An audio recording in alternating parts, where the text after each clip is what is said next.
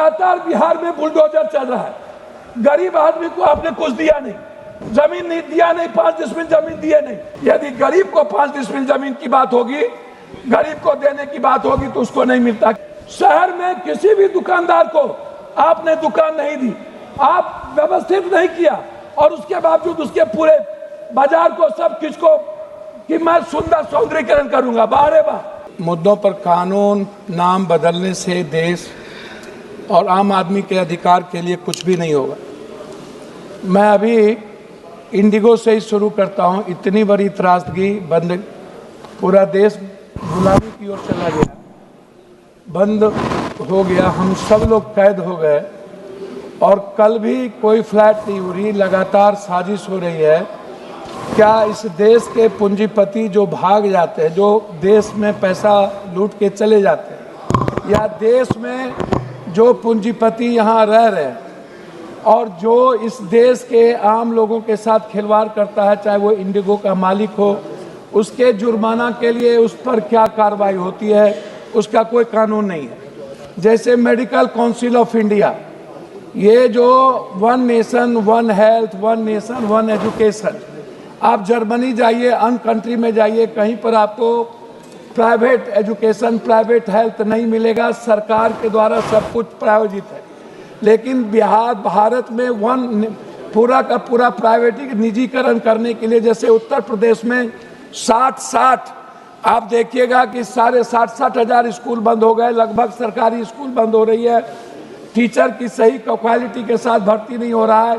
तो क्या private school जो बिल्कुल सरकार, जो जैसे AIM खत्म कर रहे हैं, IIT खत्म कर रहे हैं, पूरा निजीकरण लोगों के हाथ में दे रहे हैं, तो इसके लिए कोई ऐसी बॉडी, रेगुलेटरी बॉडी बनेगी क्या? कोई अकाउंटेबिलिटी तय होगा इस देश में?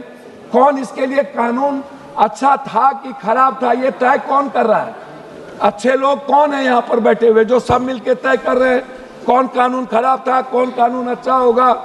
ये पूरा का पूरा जो संशोधन है वह अपने फायदे के लिए पूंजीपति, बड़े बड़े कॉर्पोरेट, बड़े बड़े निजीकरण वाले लोगों के लिए कानून बनती है। तो मेरा हेल्थ को लेकर के है, ये जो डॉक्टर जिस तरीके से पूरा का पूरा चिट्ठा लिखते हैं, या हम जब जांच करने जाते हैं या हम अस्पताल में जाते हैं तो हमको मरे हुए लोगों को भी ICU पर भर्ती करके पैसा वसूलता है और मनमानी फीस लेता है।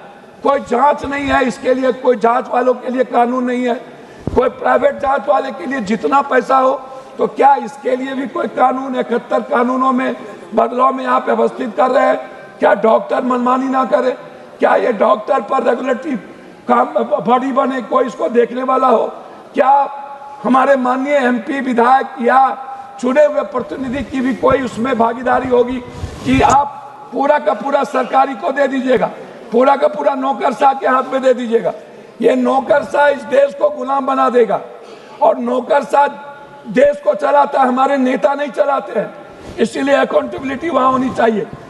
तीसरी चीज, भू हदबंदी कानून लागू हुआ, लेकिन ना तो किसी को, गरीब को जमीन मिलता है, ना लाल कार्ड मिलता है। उद्योगपतियों के लिए 1 रुपये में 1000 बीघा जमीन मिल जाता है, लेकिन यदि गरीब को 5 डिसमिल जमीन की बात होगी, गरीब को देने की बात होगी तो उसको नहीं मिलता। क्या उसके लिए कोई कठोर कानून लाए जाएंगे? दूसरी चीज, हम बात आपसे करते हैं, जज नहीं है, आप उठा करके देख लीजिए, केस पर केस चार्जशीट कौन देता है? जो लोग चार्जशीट लिखते हैं, डायरी लिखते हैं, वो प्रभावित होता है सरकार से। क्या उसके लिए कोई अकाउंटेबिलिटी तय होगी? लगातार बिहार में बुलडोजर चल रहा है। गरीब आदमी को आपने कुछ दिया नहीं, जमीन नहीं दिया, नहीं 5 डिसमिल जमीन दिए नहीं। शहर में किसी भी दुकानदार को आपने दुकान नहीं दी, आप व्यवस्थित नहीं किया, और उसके बावजूद उसके पूरे बाजार को सब किसको कि मैं सुंदर सौंदर्यीकरण करूंगा। बारे बार